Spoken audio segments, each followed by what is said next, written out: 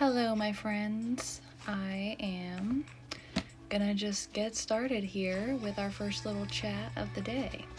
We're gonna talk about balancing physical and mental health. Very important. And they're very directly connected. So intertwined, really. And I think you really can't achieve overall health and wellness if you're focusing on one or the other. And so you need to be able to balance them. And I have found a pretty simple way to do it that has worked for me in a pretty short amount of time, surprisingly. Over the past year, since I have been doing my moon rituals, it has been mostly just for my mental health.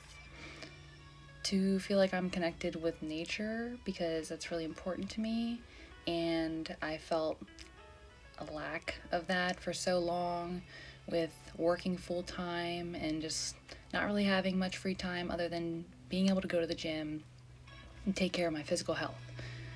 So my mental health I was doing my best to address it, but I wasn't getting to the root of what really makes me feel at peace, and that is feeling connected to nature. And especially during the cold months here in Pennsylvania, I am not a fan of the cold. I don't like winter sports, being in them personally. They're fun to watch, but I'm just not a cold weather person physically, and so mentally it is hard on me. And so I needed something to have me feel connected to nature still. And that's why I started following the lunar cycles. And it just so happened to line up with my Celtic traditions that I have this book for that I just have been sitting around for years. And so I finally picked it up and said, I'm going to start looking at this. One of the first things I noticed was this, Celtic tree calendar that was based on the full moons. And it really connected with me. I've always just loved the moon and the lunar phases, and so I had a lot of time on my hands over the past year, so I just started diving in and learning about it. So the thing about me having a lot of time on my hands is that it just allowed me to rearrange my routine a little bit. Well, a lot. But I actually I try not to spend too many hours on average, like per week, doing too much work, honestly, because, or like the studying, because I've done that in the past and it's just very draining. And then, the longer you spend not addressing something and like recovering properly, the longer it's going to take you to recover. And you want to have a say in the matter. So I have focused on trying to sync myself up with these natural cycles, and it has really worked wonders for me in a lot of ways. So I really try to use the periods of the new moon until the full moon, which is the period we're in right now, the waxing phase,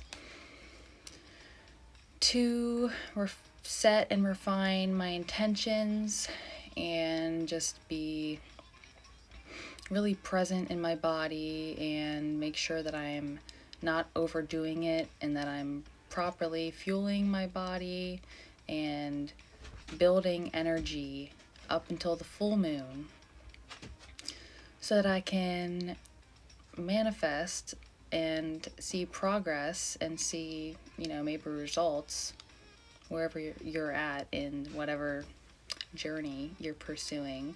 Um, Sometimes you don't see the results, um, you know, but you still follow this cycle and trust in the that building and that ebb and flow. So I didn't even look at my notes yet, so I should probably do that. So I've already basically touched on a lot of this stuff, but balancing your physical and mental activities is what you can do to optimize your health and your quality of life. So, making these rituals and studying this stuff and just having fun with it, these are mental activities. And then my rabbit is getting rowdy. I end up incorporating some physical activities into my rituals, and then it becomes a lot easier to find balance between these things when you can kind of mix it up and just let loose and have fun.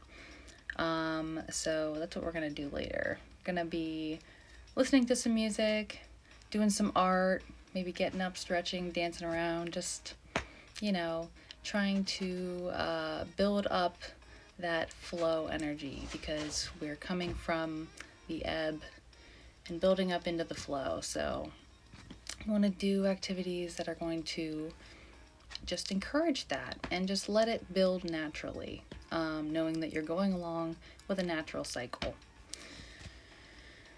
And like the ebb and flow of nature and its cycles, you can be in tune with how your energy waxes and wanes, and you can use it to your advantage. So that's just exactly what I've been doing, and it has been working really well. And it has allowed me to become a lot more intuitive also. And this syncing up with your own natural cycle will become your fitness program, because it will literally reprogram how you function.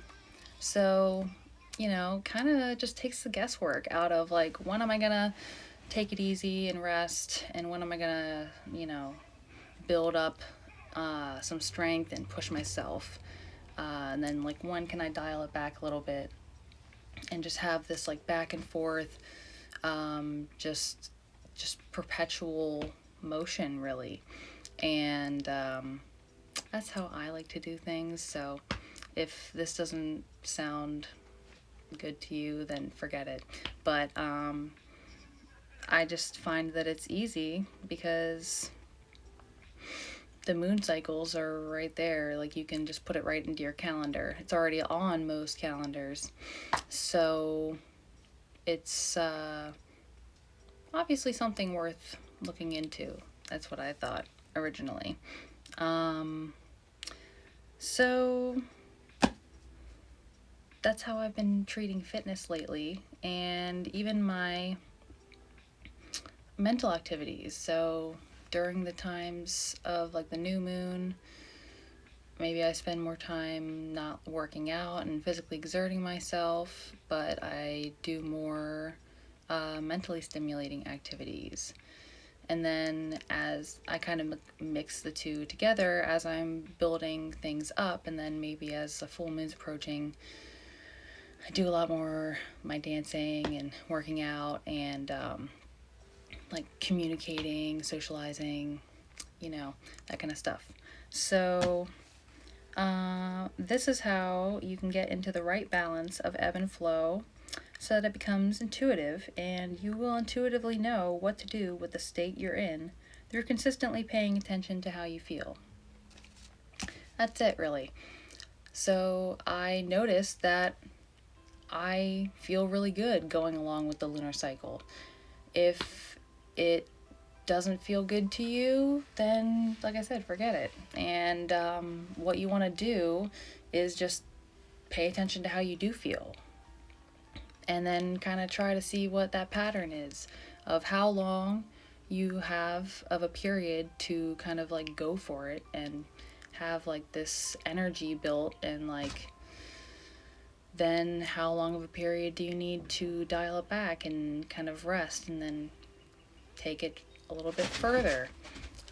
So peaks and valleys, ebb and flow, recognizing how you feel and how that pattern actually manifests in your life is kind of the key, in my opinion, to having a balance between your physical and mental health, and making sure you're not overdoing it in one area or another. So, yeah, that was a lot, but we did it. We got through it. So that was the first chat of the day.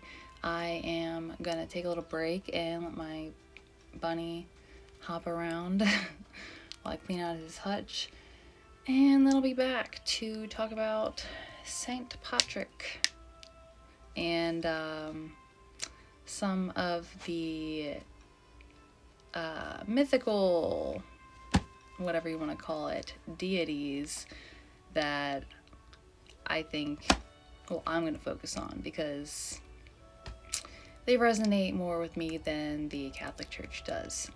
So that's all I'm going to say about that right now. We'll come back to that. And yeah, that wraps that up, and I will be back. See you guys soon.